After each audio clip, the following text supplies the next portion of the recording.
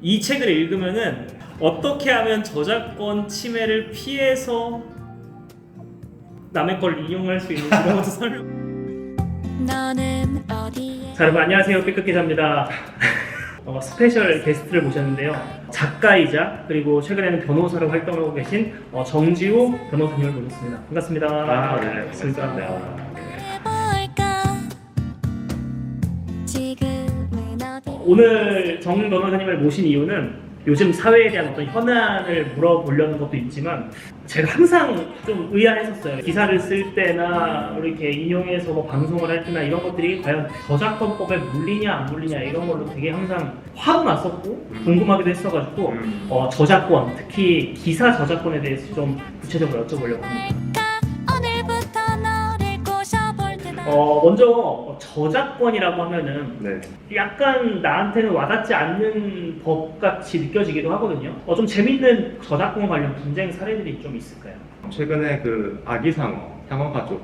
애기들이 네. 많이 보는 그 아기상어 하는 거. 네. 그 노래가 저작권 분쟁에 좀 휘말린 적이 있어요. 원래 이제 미국에 있던 민요 같은 노래를 각색을 해서 만든 노래였거든요. 사실 원래 민요 같은 경우에는 뭐 저작자도 분명하지 않고 워낙 오래된 저작권이 뭐 소멸되어 있는 상태다라고 보거든요. 중간에 있던 어떤 외국인 가수가 문제를 제기했어요. 물론 이제 상어 가족은 미국의 민요이긴 한데 그 후렴구 뚜루뚜뚜뚜 하는 그 후렴구 있잖아요. 그 후렴구를 내가 만들었다는 거예요. 그래서 이걸 유튜브에 내가 올린 적이 있고 상어 가족이 이거를 저작권 침해를 했다라고 제기를 했는데 우리나라에서는 뭐 2심까지 판결이 나왔는데 저작권 침해 아니다 이렇게 나왔어요. 아니다 네. 그랬어요. 일단 뭐 그런 민요 같은 건 당연히 저작권이 소멸되어 있는 상태가 없거나 실질적으로 유사해야 되거든요. 뭐 그런 후렴구 같은 부분들이 실질적으로 유사하지 않다 이렇게 판명이 나서 한 몇 년 전에 되게 재밌었던 사건이 체크 무늬 교복들이 되게 많이 있잖아요. 그래서 이제 버버리에서 체크 무늬 패턴이 너무 유사하다. 그래서 이제 우리나라 학교들을 상대로 집단적으로 아까 문제를 제기했었어요. 저건 우리 상표 침해다. 그 패턴 무늬가 워낙 버버리에 좀 고유한 무늬이기도 하니까. 체크도 다 같은 체크가 아니기 때문에 유독 버버리랑 유사한 체크를 가진 교복들에게 실제로 이제 합의로 끝났죠. 네, 우리 더 이상 안 쓰겠다. 네, 교복 브랜드에서. 사실 뭐 저작권과 관련돼서는 우리 삶 전반에 굉장히 많이 퍼져 있습니다. 예를 들어서 내가 그냥 블로그에 글 한 편만 올리더라도 저작권이 있어요, 웬만하면. 저작권이라는 것을 내가 보유하기도 쉽고 어떻게 보면 침해하기도 쉬운데 좀 저작권에 해당하는 일원칙이라고 하는 것들이 있을까요? 저작물이 무엇이냐 저작권법에 규정이 되어 있습니다. 인간의 사상 또는 감정을 표현한 그런 창작물이 저작물인데 일단 인간이 해야 되고요. 되게 재밌는 사례 중에서 원숭이가 찍은 사진이 있는데 저작권이 없다는 거예요. 원숭이가 찍었으니까. 최근에 되게 문제된 게 이제 AI가 만든 거. 그래서 기존 저작권법에서는 인간이 창작해야만 저작권이 있기 때문에 AI가 창작한 것은 저작권이 있기 어렵지 않느냐 이런 논의들이 굉장히 활발하게 일어나고 있습니다. 근데 이제 이런 주장도 있습니다. 우리가 뭐 챗 GPT라든지 프롬프트를 입력하잖아요. 인어와 외계인이 사귀는 이야기를 만들어줘 이렇게 하면 챗 GPT가 만든단 말이죠. 프롬프트를 입력한 건 인간인데 인간의 저작물로 볼 수 없느냐 이런 것들. 일단 뭐 잠정적인 결론은 어쨌든 AI가 창작하고 AI가 만들었기 때문에 기존의 저작물하고 똑같은 지위를 부여하기는 좀 힘들지 않을까 약간 이런 쪽으로 논의가 많이 흘러가고 있긴 하고요. 확실히 이게 또 되게 빨리 변화하고 있는 시대랑 저작권 법이 좀 모두를 커버할 수 없는 환경인 것도 맞겠네요. 그렇죠. 이제 항상 법은 느리기 때문에 이제 인간이 사실 창작해야 되는데 인간의 사상과 감정을 또 표현해야 돼요. 일반적인 사실 보도를 하는 기자도 쓰시잖아요. 근데 이런 사실은 또 저작권이 없어요. 그러니까 사실을 표현할 경우에. 그냥 뭐 어디서 사람을 찔렀다, 뭐 죽었다, 뭐 이런 것들은 저작권이 없는 거예요? 그 사실 자체는 저작권이 없죠. 그래서 예를 들어서 정치인이 뭐 어떤 사건이 일어났다, 누가 뭐 찔러 죽였다 이런 사실을 보도를 받잖아요. 그러니까 그 사실 자체를 우리가 이제 다른 데다가 쓰는 거는 또 저작권의 영역에서 벗어난다고 볼 여지가 있어요. 사상과 감정을 또 표현해야 돼요. 표현. 네. 표현하지 않는 거는 아이디어죠. 나의 좋은 아이디어를 막 친구한테 얘기할 수 있잖아요. 그렇죠, 그렇죠. 나 이런 되게 재밌는 SF 아이디어가 있어. 문어 괴물들이 나타나서 인류를 점령하는 거야. 그 아이디어만을 보호해주지 않는다는 거예요. 아이디어가 아니라 아이디어가 표현된 것이라는 점이 되게 중요합니다. 제가 또 기자니까 저는 기사에 대한 저작권이 되게 궁금하거든요. 네. 기사에도 저작권이 있나요? 물론 있죠. 사실 기사는 내가 기껏 열심히 취재하고 네. 뭐 이렇게 전화도 걸고 해가지고 기사는 내가 쓴단 말이에요. 네. 근데 이게 나가는 게 제 이름이 달려서 나가기도 하지만 네. 이제 한국경제, 뭐 한국경제 TV 이런 식으로 매체를 달고 나가잖아요. 네. 그럼 이 저작권이 매체한테 있는 거예요? 아니면 기자 본인한테 있는 거예요? 굉장히 어려운 문제예요. 예를 들어서 우리가 뭐 디자이너가 디자인 회사에 소속돼 있는데 그 디자인 저작권은 그 회사 거냐? 그 디자인 실제로 한 그 직원 거냐? 이런 문제를 다루는 그런 조항이 있습니다. 업무상 저작물이라는 어떤 특정 회사 같은 회사 등의 어떤 그런 집단에서 그 소속된 직원에게 너 이거 써, 이런 기사 써라고 지시를 내리고 그 회사에 소속된 직원이 회사의 지시를 받아서 쓰고 그렇죠. 그거를 또 회사 이름으로 공표를 하게 되면 회사 저작물로 봅니다.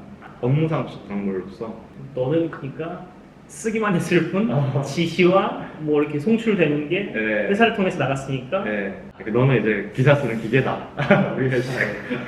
근데 이제 물론 이제 기사 중에서도 모든 기사 그렇다고 볼 수는 없고 기자님 이름으로 칼럼 코너명이 있어요.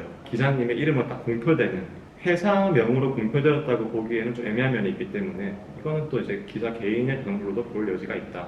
주로 뭐 그런 경우에는 기자 개인의 저작물로 많이 보기도 하죠. 기자 개인의 저작물로.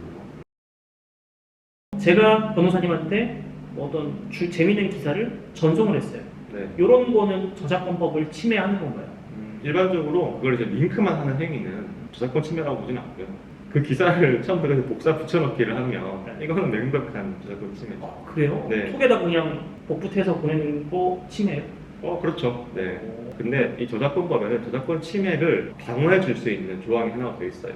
물론 싹 다 저작권 침해 맞아. 근데 공정한 이용이나 뭐 인용이나 이런 경우에는 봐줄게 이렇게 되는 거거든요. 뭐 이런 학술적 인용이라던가 뭐 특정 기사의 일부분을 인용을 해서 내가 뭐 이것에다 뭐 비평을 한다든지 뭐 교육적인 목적으로 쓰거나 근데 공정한 이용이라는 건 훨씬 더 광범위해요.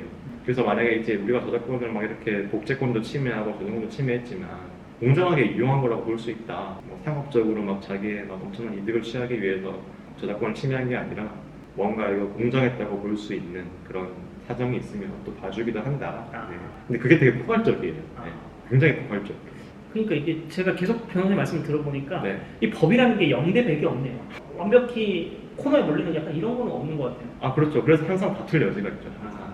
그래서 뭐 변호사 그러니까 살면서 절대 아끼면 안 되는 돈이 변호사 비용이야. 제가 쓴 기사를 누군가가 블로그에 이렇게 올렸어요. 그럼 요거를 가지고 이제 손해배상 청구 소송을 낸다거나 그 다투는 비용 정도는 어느 정도 받을까요? 나의 기사를 누가 자기 블로그에 올렸다고 했을 때 나의 실질적인 손해를 증명하기 일단 약간 힘들잖아요. 그렇죠. 난 무슨 손해를 입었지? 예를 들어서 한 클릭당 10원이 발생했으면 10,000원이 내가 발생할 수 있었는데 이 사람이 그걸 복사 붙여넣기 해서 내 기사를 클릭 못해서 10,000원을 손해봤다. 뭐 이런 식으로 약간 손해를 증명하는 게 쉽지가 않거든요. 그 손해가 명백하게 있어야 되는군요. 그렇죠. 손해를 입증을 해야 되니까. 예. 아니 근데 저는 지금 잠깐 생각했거든요. 이게 워낙 내 기사 많이 긁어가니까 어떻게 이렇게 건 바이 건으로 이렇게 우리 같이 이렇게 MOU를 맺어가지고 이렇게 하면은 아주 땡길 수 있지 않을까 생각했는데 그거는 손해가 명백하지 않아서 조금 힘들긴 하겠네요. 물론 뭐 소송이라는 거는 이제 뭐 끝까지 가봐야 아는 거긴 하지만 정말 뭐 출처 포기도 하지 않고 그대로 긁어가지고 누가 막 전자책으로 막 냈어요. 그래서 그 사람이 막 돈을 막 엄청 벌었어요. 이러면 뭐 바로 그냥 형사고소랑 이제 소송을 해야죠. 그렇게 가야죠. 예. 뭐 일반적으로 카톡 보내고 이런 수준에서는 아주 심각한 침해가 인정되기는 쉽지 않다. 저는 그렇게 생각이 듭니다. 제가 진짜 열심히 취재를 하거나 누군가가 알지 못하는 거를 단독 기사라고 해가지고 이렇게 기사를 올려요. 이제 언론사 얘기로 하면 우라카이라고 하거든요. 그냥 긁어가지고 뭐 토시만 살짝 바꿔가지고 내 기사처럼 송고를 하는 경우들이 있어요. 이런 거는 법 위반으로 볼 수 있을까요? 아까 제가 말씀드렸다시피 이 저작권은 인간의 사상과 감정을 표현해야 돼요.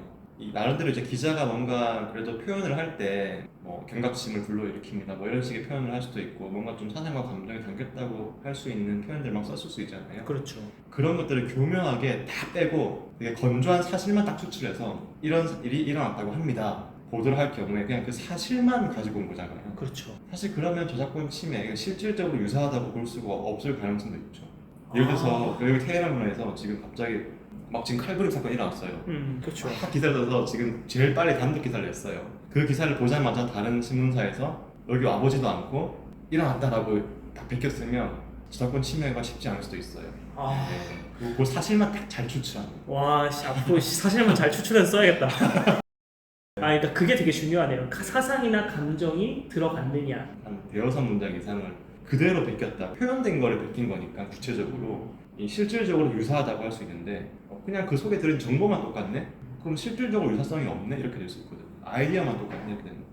기사를 되게 잘 쓰시는 분들은 뭐 단독 기사도 많이 쓰고 좋은 기사도 많이 쓰니까 괜찮을 텐데 진짜 1년에 한두 번 있을까 말까 하는데 그거를 끌고 가서 나보다 조회수가 더 많이 나오거나 이러면은 좀 분통 터질 때가 좀 있긴 하거든요. 보통 그런 경우에는 언론중재위원회 많이 가지 않나요? 그렇죠, 그렇죠. 저에 네. 거기서 중재를 해주기도 하고 그냥 출처 표기 정도는 해라 이렇게 이제 중재로 끝나기도 하고. 맞아요. 좀 이제 문장도 좀 그대로밖에 베꼈었는데 그 앞에 출처 한국경제TV에 따르면 이런 식의 거를 썼으면 요거는 좀 걸릴까요? 기사를 이제 한 2,000자 정도를 썼어요. 네. 근데 2,000자 정도를 그대로 다 뺏기면서 한국경제에 따르면 이렇게 쓰면 이거는 제가 또 저작권 침해인 것 같아요. 네. 아무리 보도 목적이라 하더라도 500자 정도만 인용을 하면서 부가적인 내용을 더 쓰는 거예요. 그러면 이제 보도를 위한 인용이 인정될 수 있는 거죠. 뉴스레터라는 콘텐츠들 되게 많거든요. 이제 사람들이 이제 신문을 옛날에 구독을 해서 봤던 것처럼 이메일로 뭐 요즘에 이런 일이 있대, 뭐 이런 서비스가 출시를 했대 이런 거에 근데 그 근거가 기사인 거예요. 네. 기사를 활용한 2차 저작물 거기서 어떤 수익이나 이권이 발생을 할 경우에 이런 뉴스레터 형식의 콘텐츠에는 저작권 침해 소지가 있을까요? 이것도 이제 아까 말씀드린 것처럼 그 사실을 추출하는 거잖아요. 이런 사실이 있었대, 이런 사실이 있다고 하네, 이런 기사가 이렇게 말해주네. 네, 이런 것들을 저작권 침해라고 보기는 쉽지 않고 정말 공들여서 막 한 10,000자 정도 되는 기사를 5,000자 정도로 요약을 한 거예요. 내용과 순서와 구조와 이 모든 것들을 그대로 가진 요약물을 딱 만들었을 때 허락을 받아야 된다. 허락 받지 않은 거는 저작권 침해가 될 수 있다. 요 기사가 부동산에 관련된 거예요. 야, 뭐 서울 지역에 무슨 부동산이 훈풍이 분대, 뭐 분양이 다 잘 된대. 네. 이런 거를 모델하우스에 그냥 입간판처럼 이렇게 해놓고 싶어요. 요런 거를 하고 싶으면은 뭐 어떤 비용이라던가 어떤 과정을 거치거나 이렇게 해야 될까요? 완전 상업적인 목적으로 네. 타인의 저작물을 그대로 이제 복제를 해서 자기가 전시를 하는 것 때문에 복제권과 전시권에 치는 거거든요. 반드시 허락을 받아야 되고요. 비용을 지불해야죠. 그동안에 내셨던 책들은 좀 이제 어떤 인문학이나 철학이나 어떤 우리 삶에 대한 고찰 이런 유의 콘텐츠가 많았잖아요. 근데 이번에는 특히 저작권 법 같은 좀 딱딱한 주제로 뭔가 책을 내셨어요. 또 저는 이제 원래 콘텐츠를 만들고 콘텐츠를 되게 좋아하던 사람이었기 때문에 변호사가 되면 당연히 좀 저작권에 대한 관심이 자연스럽게 가겠구나라고 좀 스스로 느끼고 있었어요. 사람을 때리면 안 되고 훔치면 안 되는 것처럼 저작권 침해하면 안 된다는 것을 말 필요가 있겠다. 그런 의미에서 네, 저작권법 책을 출간을 했죠. 초창기에 좀 판매고는 좀 괜찮나요? 나름 네, 법 분야에서는 뭐 1위도 하고 오. 법 분야 책이 잘 안 팔려요. 정확한 책의 그 이름이 뭐죠? 풀 네임. 이제는 알아야 할 저작권법입니다. 그러니까 아무튼 여러분 이 책을 읽으면은 어떻게 하면 저작권 침해를 피해서 남의 걸 이용할 수 있는지 이런 것도 설명을 해주나요? 뭐 그런 노력을 느낄 수도 있겠죠. 그러니까 이게 기자들이 좀 네. 약간 이래요. 네. 어떻게 조금씩 틀어서 좀 다르게 해석을 하려고 하거든. 제가 이제 변호사로서 좀 드리고 싶은 말씀은 내가 법망을 다 피해가서 했다고 했을 때도 결국 법원에 가면 다퉈야 돼요. 안전하게 하는 게 제일 좋아요. 처음부터. 네, 허락받고 성명 표시하고 그 두 가지가 제일 기본이거든요. 출처 표기. 출처 표기는 반드시 해야 되고. 그쵸. 그놈의 출처 표기 같은 거 잘 안 하다가 항상 맨날 유력하신 분들이 맨날 논문에 출처 표기 잘 안 해가지고 그런 걸 맨날 걸리고 하잖아요. 정 변호사님을 모시고 저작권 법에 대해서 들어봤습니다. 새로 나온 신간 서적도 많이 사랑을 해주시고 톡하시거나 SNS 하실 때 좀 저작권을 침해하는 건 아닌가 이런 걸 항상 좀 생각하시면 더 좋을 것 같아요. 그렇죠? 네, 그럼요. 아무튼 저작권과 관련한 얘기는 여기까지 하겠습니다. 안녕. 네. 취해 볼란다